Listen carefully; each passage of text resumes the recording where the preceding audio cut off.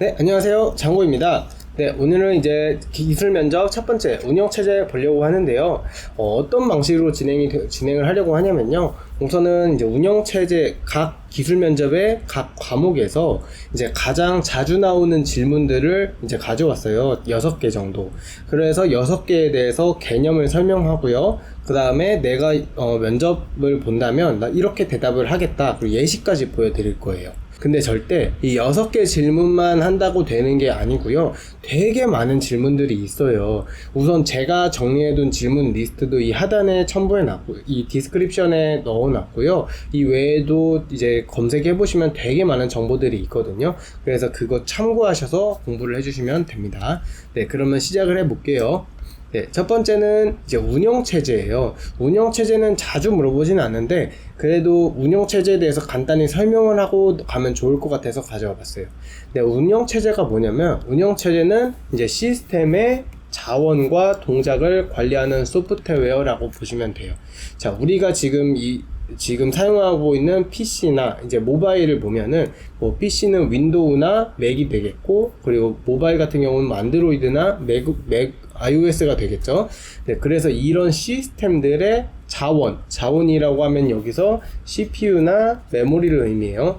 그래서 자원과 동작이라고 하면은 뭐 우리가 프로그램을 실행하는 걸 의미하겠죠. 이런 것들을 관리하는 소프트웨어다. 그래서 이것도 소프트웨어 운영체제도. 그래서 이런 관리하는 소프트웨어다 라고 이해해 주시면 되겠고요. 네, 프로세스, 저장장치, 네트워킹, 사용자, 하드웨어를 관리해요. 자, 프로세스 먼저 간단히 보면은, 프로세스는 우리가 실행하는 프로그램들을 프로세스라고 해요. 이건 이따가 또 설명을 할게요. 그래서 프로그램, 그리고 저장장치. 근데 운영체제에서 저장장치라고 하면 주로 이제 메모리, 즉 이제 램이 될 거예요.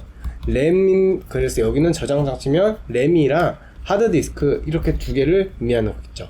그리고 네트워킹, 그리고 사용자라고 하면은 이제 하나의 OS 안에 여러 명의 사용자를 둘 수 있잖아요. 그리고 또 이 사용자가 각각의 이 보안 권한이 있고요. 이런 것들을 관리하게 되고요. 그리고 하드웨어까지 관리를 하게 되죠. 그래서 이렇게 5개를 관리하죠. 네, 만약에 면접관이 운영체제가 뭔지 물어본다면 저는 그냥 이 그대로 대답을 할 것 같아요. 시스템의 자원과 동작을 관리하는 소프트웨어인데요. 프로세스, 저장장치, 네트워킹, 사용자, 하드웨어 등을 관리하게 됩니다. 네, 이 정도는 외울만 하죠? 네, 그럼 다음 볼게요. 다음은 메모리 구조예요. 네, 우리가 사용하는 메모리, 즉 램이거든요. 램이 어떻게 이루어져 있을까? 어떻게 이루어져 있다보다 내가 프로그램을 실행했을 때 이 메모리를 어떻게 사용할까에 대한 내용인데요.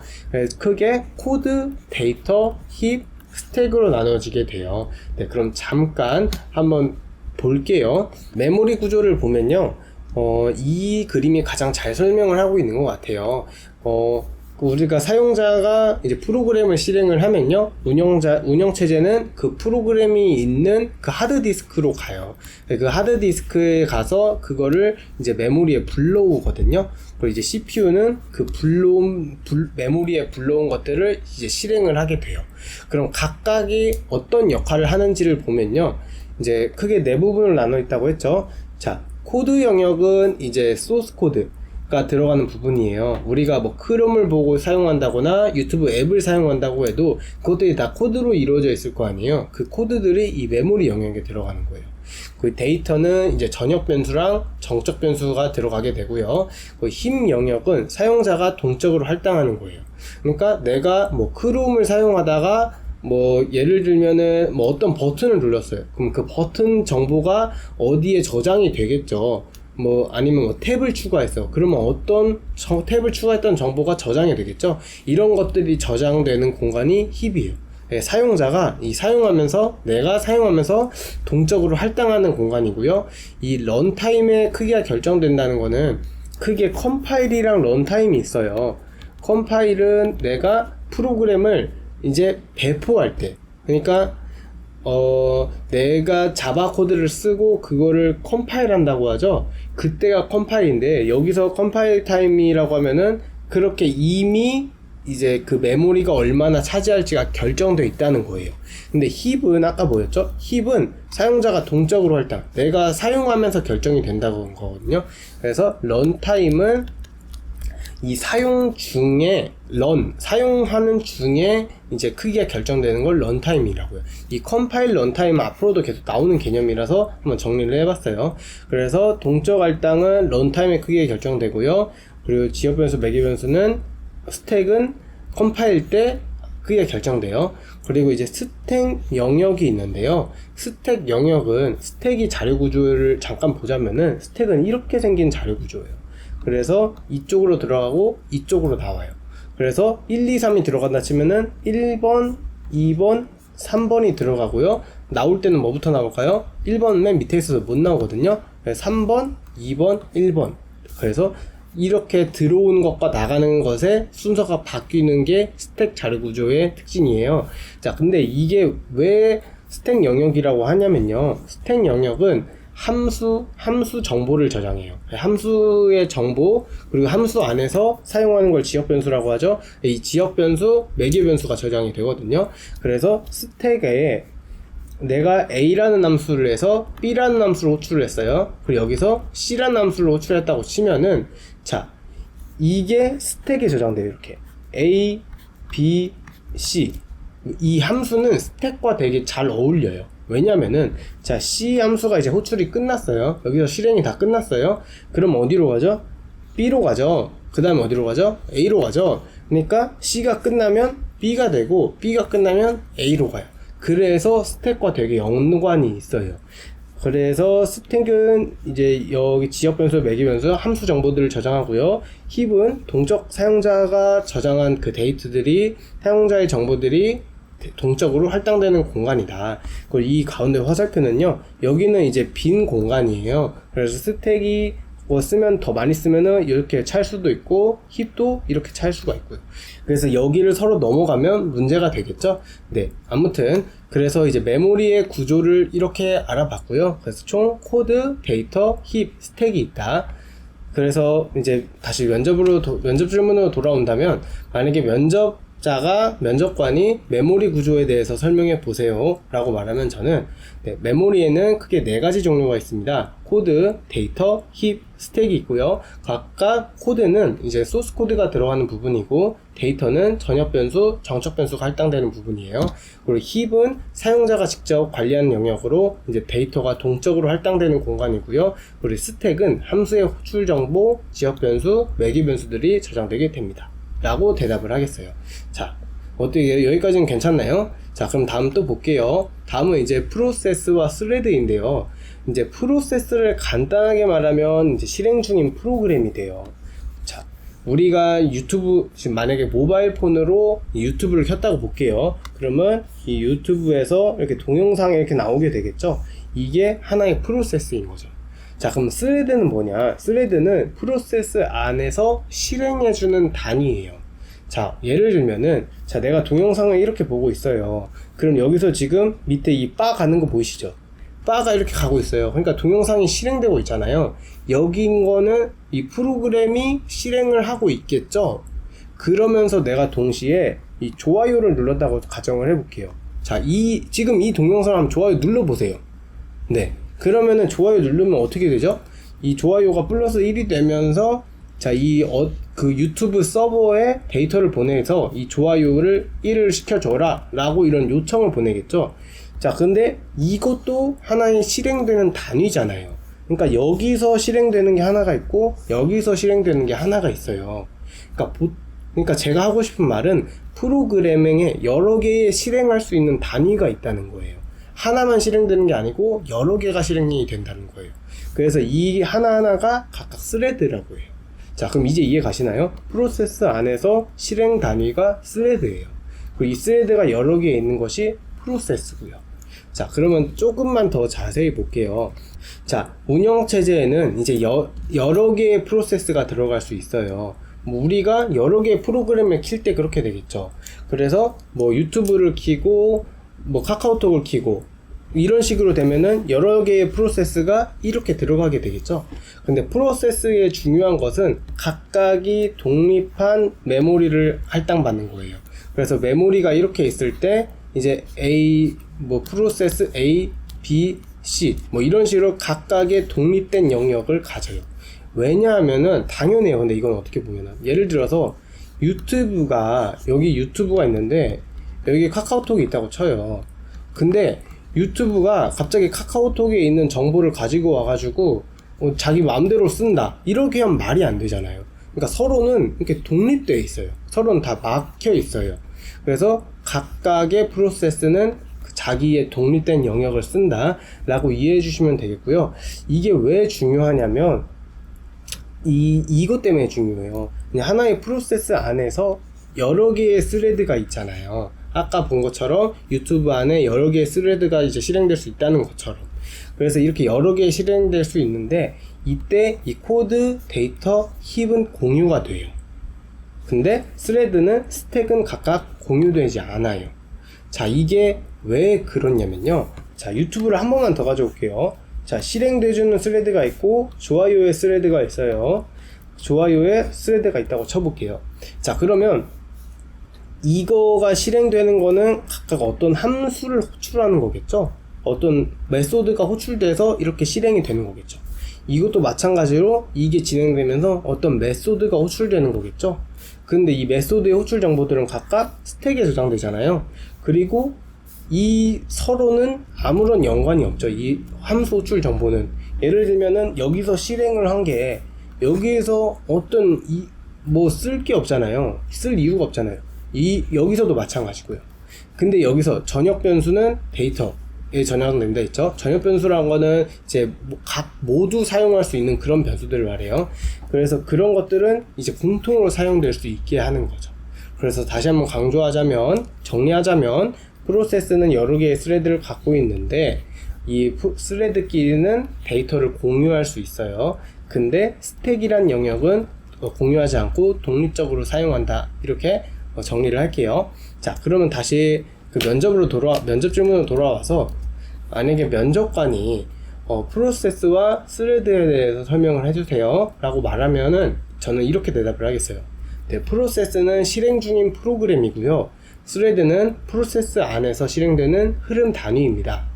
프로세스는 메모리와 CPU를 이제 프로세스마다 할당받아서 사용하는데 이제 스레드는 프로세스 안에서 다른 스레드와 메모리와 CPU를 공유해서 사용합니다 라고 대답을 하겠습니다. 네, 그러면 다음 CPU 스케줄러 볼게요.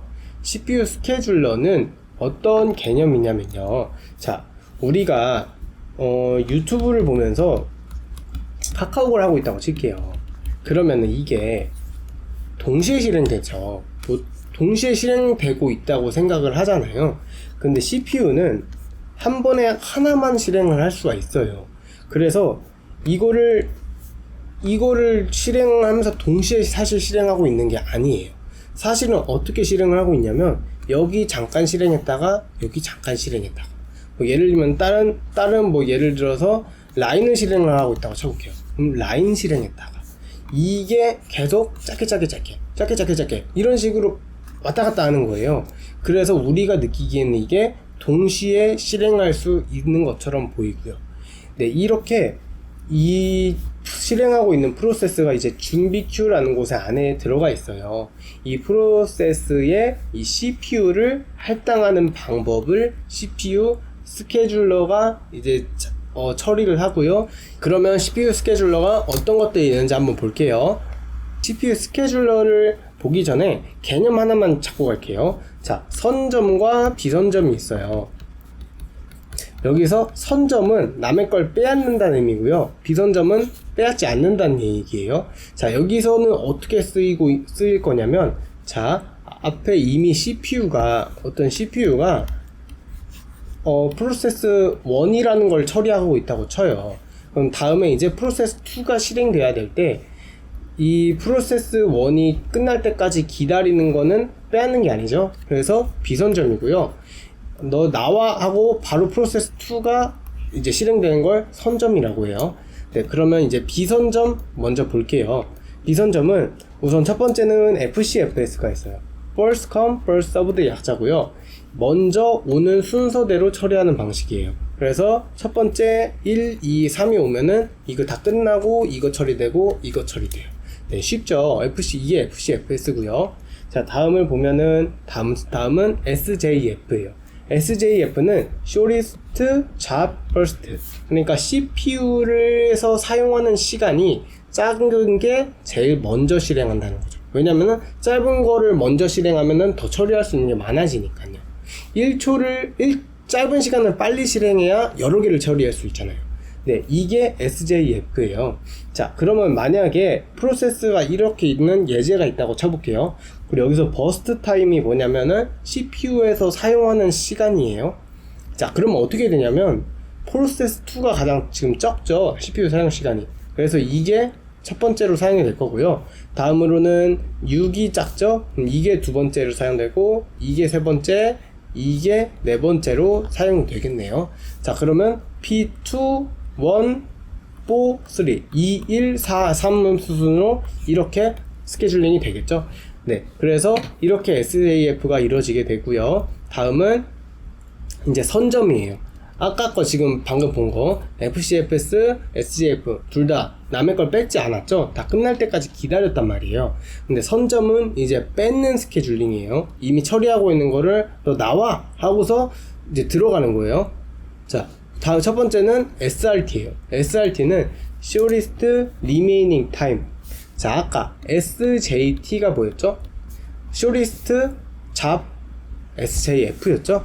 SJF는 Shortest Job First죠. 그러니까 전체 처리 시간이 짧은 게 첫 번째거든요.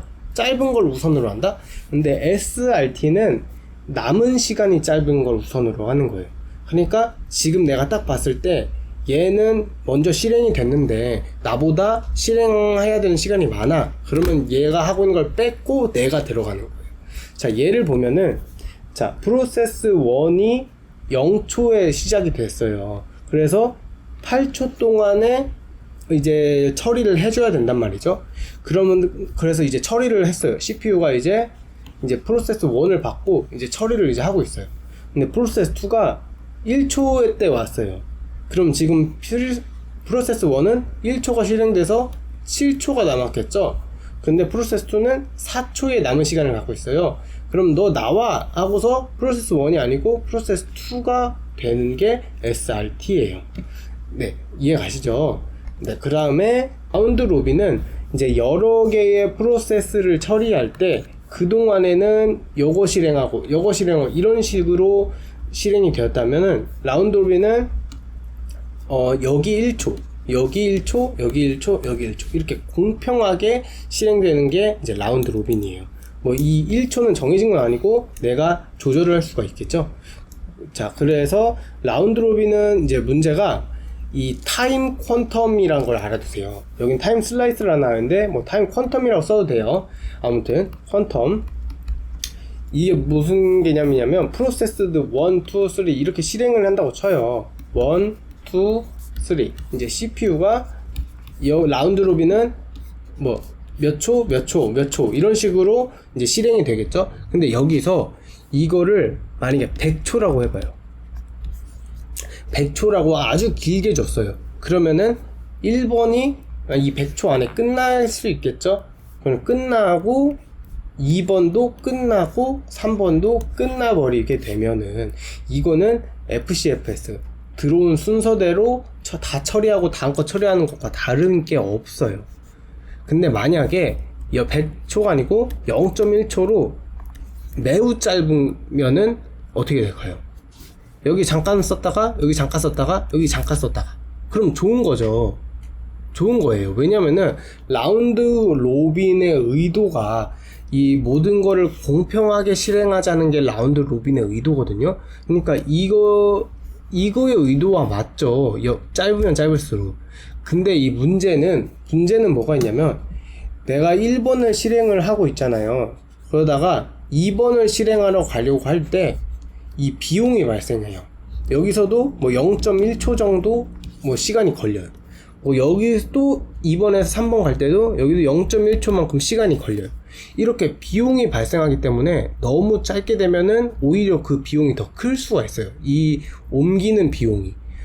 억울한 거죠. 내가 지금 프로세스를 처리하는데 시간을 쓰는 게 아니라 왔다 갔다 하는데 시간을 쓰는 게. 그래서 이 타임 퀀텀이 너무 작다면 오히려 비효율적이에요. 그래서 이 타임 퀀텀을 적당하게 설정하는 게 중요하다라는 것만 알아두세요.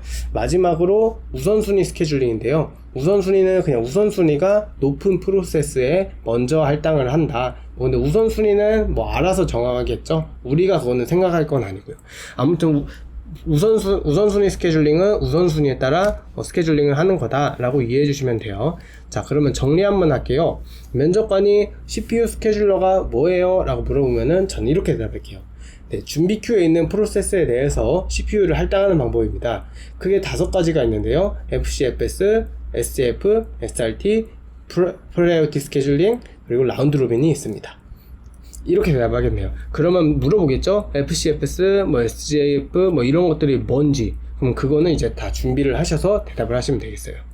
자, 다음으로는 이제 가상 메모리인데요. 가상 메모리는 간단하게 설명을 드리면은, 자, 우리가 프로그램을 실행을 해요. 그러면은 CPU에서 해당 프로그램을 실행을 하려고 할 때 이 프로그램은 어디에 있죠? 하드디스크에 있어요. 그러니까 여기서 이제 뭐 내가 롤을 할 거예요. 롤이 여기 이렇게 잘 보관이 돼 있어요. 그럼 이 CPU에서 롤을 실행하려면 바로 못 하고요. 여기 메모리에서 해요. 메모리에 가지고 와야, 이걸 롤을 여기에 가지고 와야 CPU는 이걸 실행을 할 수가 있어요. 이 구조로 컴퓨터가 이루어져 있단 말이에요. 근데 내가 롤도 키고 뭐 와우도 키고 여러 게임을, 던파도 키고 여러 게임을 동시에 올렸다고 쳐볼게요. 근데 이게 보통 하나 2-3기가 될 거 아니에요, 최소한. 근데 내가 램을 4기가 짜리를 써요. 그럼 어떻게 될까요? 램이 터질까요? 아니에요. 그래도 실행이 돼요. 왜 실행이 되냐면 이거를 다 올리는 게 아니에요. 이 3기가를 다 올리는 게 아니고 사용하는 부분만 메모리에 올리고 나머지는 디스크에 보관하기 때문에 터지지 않고 다 실행을 할 수가 있어요.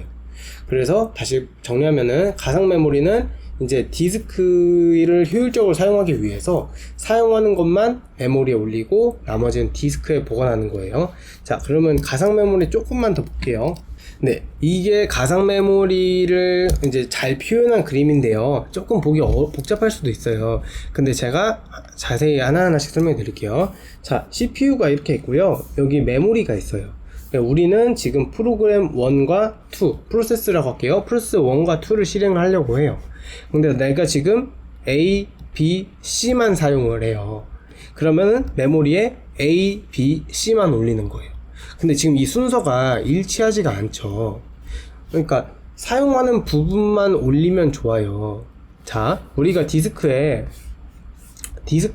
사용하는 부분만, 이렇게 사용하는 부분이 이렇게 연속해 있으면 좋겠거든요. 근데 사실 그렇게 낼 수가 없잖아요. 그림은 여기에 있고, 뭐 글자는 여기에 있고, 이런 식으로 될 수 있는 경우가 많잖아요. 그렇기 때문에 이것들이 이렇게 떨어질 수밖에 없어요. 게다가 여기 메모리에 올릴 때 이 메모리가 항상 텅텅 비어 있는 게 아니잖아요. 여기는 뭐 C라는 프로세스가 쓰고 있을 수도 있잖아요. 그리고 이런 것들이 반복되면은 여기 중간이 비어 있을 수도 있고요. 이렇기 때문에 메모리 상황이 일렬로 이렇게 가지런하게 있지가 않아요. 그렇기 때문에 A, B, C가 각각 순서가 뒤죽박죽이거든요. 그럼 CPU가 이 메모리에 접근해서 A라는 걸 가져오려면 이 A가 어디 있는지를 알아야 되잖아요. 그래서 사용하는 게 이 페이지 테이블이에요. 지금 보면은 이 페이지 넘버라고 되어 있는 거는 이 디스크에 있는 이 번호예요. 그래서 0번은 A죠.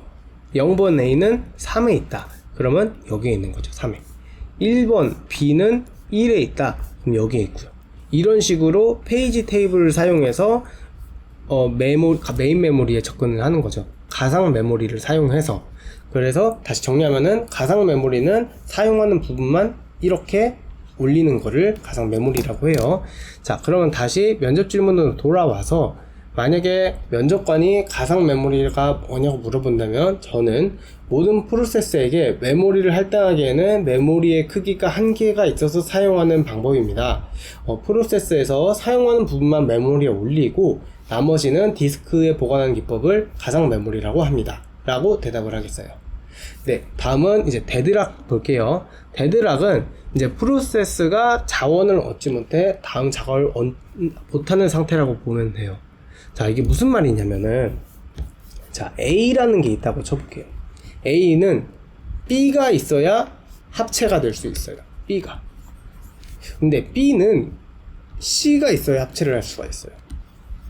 근데 C는 A가 있어야 합체를 할 수가 있어요. 자, 이렇게 되면 합체가 되나요? 아무도 합체가 되지 못하죠. 이게 A, B, C가 각각 자원이고요. 이거를 프로세스 1이 가지고 있고, 프로세스 2가 가지고 있고, 프로세스 3가 가지고 있다고 할게요. 그러면 이제 프로세스 1은 B를 가지고 있어야 실행을 할 수가 있어요. 실행이 돼요. 다음으로 넘어가요. 2도 마찬가지고 3도 마찬가지. 그럼 이 1, 2, 3 둘 다 아무것도 못하고, 셋 다 아무것도 못하고 그 자리에 그냥 막혀있는 상태죠. 이 상태를 데드락이라고 표현해요. 그럼 이 데드락을 조금만 더 볼게요. 네, 데드락을 가장 잘 표현해주는 그림이 같아서 가져와 봤어요. 이렇게 각각 막혀가지고 아무것도 못하는 상태를 데드락이라고 해요. 네, 근데 데드락에서 중요한 거는, 그리고 면접관들이 꼭 물어보는 거는 이 데드락 발생 조건이에요. 데드락이 언제 발생하냐. 근데 이 데드락 발생은 이 4가지 조건이 있어요. 이렇게 이것이 동시에 성립해야 돼요. 하나라도 빠지면 성립이 안 돼요. 그래서 이 4개를 외워주셔야 돼요. 자, 첫 번째부터 볼게요. 상호 배제는 한 번에 하나만 가지고 있을 수 있다는 거예요. 자, 아까 A라는 자원을 프로세스 1이 가지고 있었죠.